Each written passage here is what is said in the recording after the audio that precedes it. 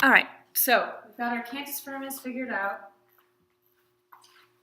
This is assignment 8.3, and this is the first example, so we're going to work this one together a bit. So the first rule is you have to start on a perfect perfect unison, fifth, or octave. So let's start on perfect fifth. So all we do is we put a little 5 here, all right? And then we choose our next note, just keeping the rules in mind. All right, so you might want to flip back to page 169 to just kind of give you an idea of the rules. So our next leading tone, we're going from a consonant or a perfect consonant to an imperfect consonant, right? So we can move in similar motion, contrary motion, or oblique motion. So we've got an option here. So why don't we go up to D. So we can't go down to, we can go down to F. So this is contrary motion. So we have D to F, so this is going to be a third, right? Just like that. So far, so good. Hopefully, so we haven't gotten into too much trouble yet. So now we've got a perfect consonant, imperfect consonant. Why don't we move up again. Why don't we go up another third? We'll go up to G. That's 3. All right. And now we have another imperfect consonant. Let's try going somewhere else. Why don't we, it goes up to, let's see. Why don't we go back to C? We can't go down to F because that would be a perfect unison. We can't really, it's not advisable to drop below the cantus firmus, right? You want to try to keep these two separate from each other, otherwise they get a little tangled.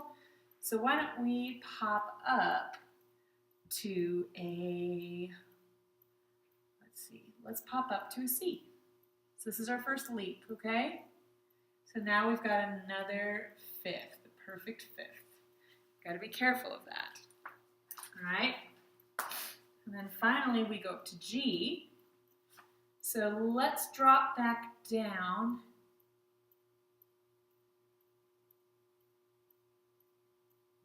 to, say, a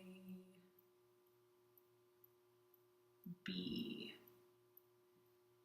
Like that. All right? Then we get another third. Okay? So you can see how this is kind of working out. Now we jump down to a D. Let's see. So what can we do? Let's go to a sixth. So if we're going from imperfect to imperfect, we can do anything we want. All right? So let's keep this B. So this is going to be oblique motion, and this drops down to a D. So that's a sixth, just like that. All right? Is this making sense?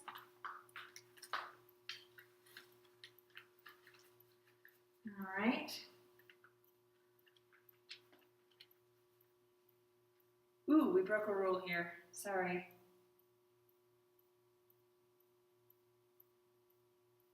So if we're going from an imperfect consonant to a perfect consonant, we can only have contrary or oblique motion. So this is no good. How do we fix this? We're going to have to fix it through here. So we're going to have to go back. So this is where you run into problems. You've got to double check your stuff. So this B isn't going to work going to a third. We need oblique motion. So maybe we'll pop up to a sixth.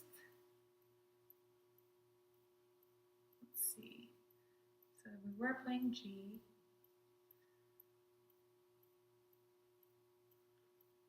Oh, we can't have a repeated note.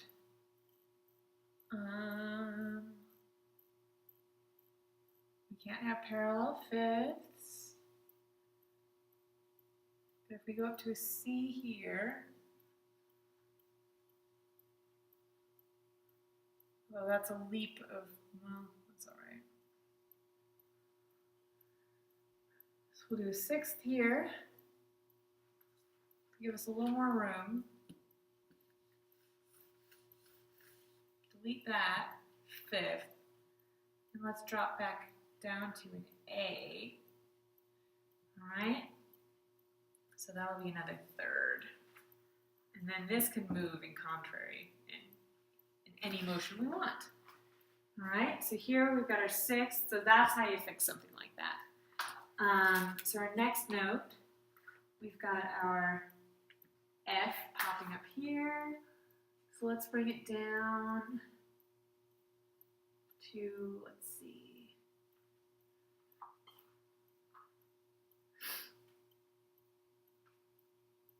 Maybe let's try fifth here, all right?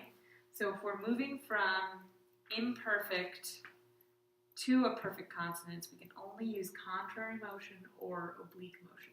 So it's either got to come down, so it would be, but we already have an F here, all right? So it'd be a fifth, it would have to be move up like that, right? Or it can stay oblique.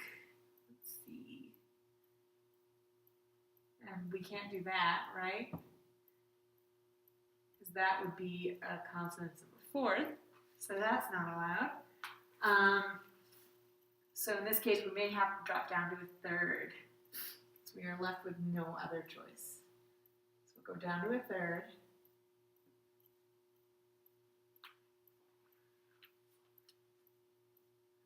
And then we're continuing to descend. So why don't we try, here we've got a perfect spot to go for a fifth. A perfect fifth, right? Because here we've got contrary motion, so the bass line's moving down, bass line, and the soprano line's moving up. So here we go, here's our perfect fifth, and now we just cannot have, under any circumstances, a fifth moving up. Let's see. Hopefully this works out.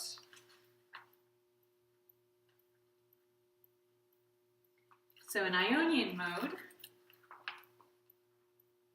our last three notes have to be, well, it has to be a C.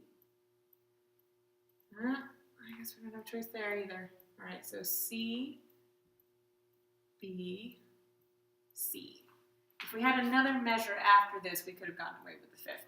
But because we have to plug in these endings, it has to be C, B, C. And so this is a sixth. From E to C, and six. And then eight, just like that. All right, so that is how you do. It's possible that you guys will see that I totally made a mistake while doing this, and it wouldn't shock me if I did. So that is first species counterpoint in 8.3, and then this week you're also going to do second species counterpoint. So we're going to use number one again, and if you're really smart, you will use the same counterpoint. Because the cantus firmus is the same for all of these, okay? Just if you notice. So I would take advantage of that big time.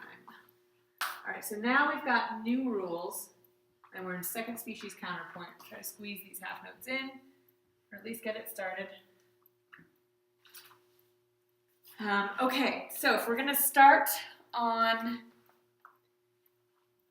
the downbeat, it has to start on a perfect fifth, right? So this one, we will start on perfect fifth. So here's our 5. And then from there, we can move to a dissonant as long as it's in the form of a passing tone.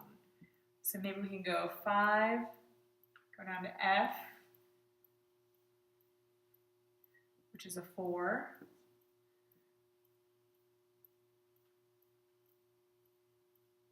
Oop, can't do that. We can move up to the A. That's a 5, 6,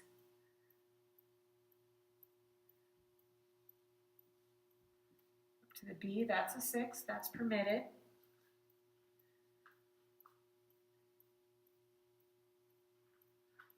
And then, let's see, we can even go up to the C, that's a 7. All right, as long as this allows us to go to, no, it won't let us do that either. So let's do a little skip to a D. So we'll hop up to the 8th.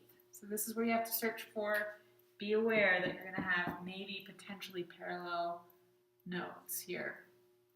So let's go back down to avoid having parallel octaves, because if we go up, then we'll have parallel octaves, right? So you don't want that.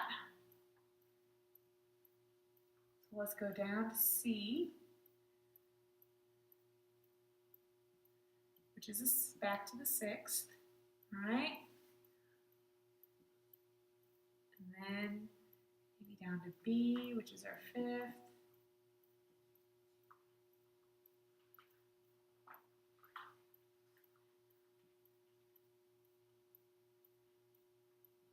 We can go down to A, so that's a 3rd.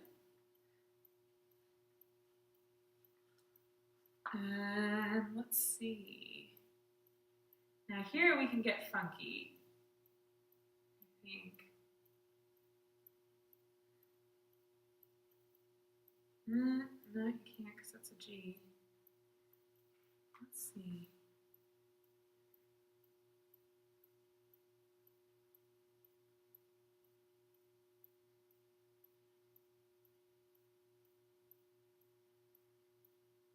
We could go up to a 4th if we want.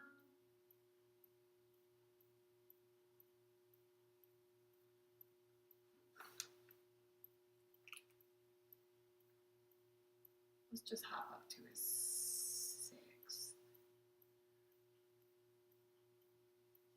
So we'll hop up.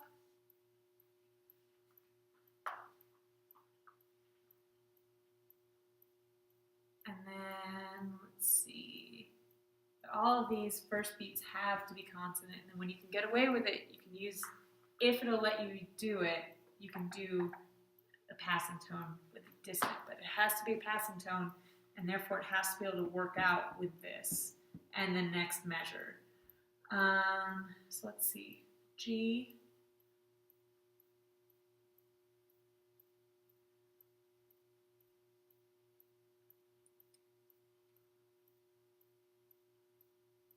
hop down to a B,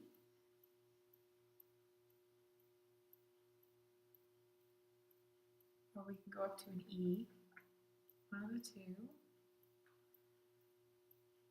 Let's go up to an E, so that's 2 6ths in a row, so not really more than that.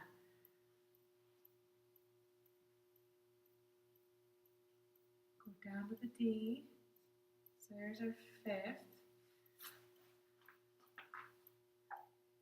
And here might be our best chance.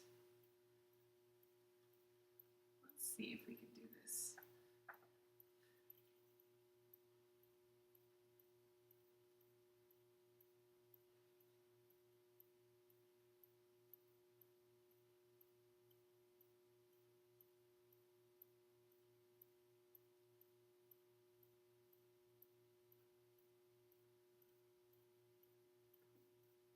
I come back here, I may be able to work this out so we can get a dissonant passing tone in there. Let's see. So if we do F to D, G, it's really much more fun when you guys are sitting here in the classroom and I can work it out with you guys. So why don't we pop back down to a C. We'll call this our 5th. And we are running in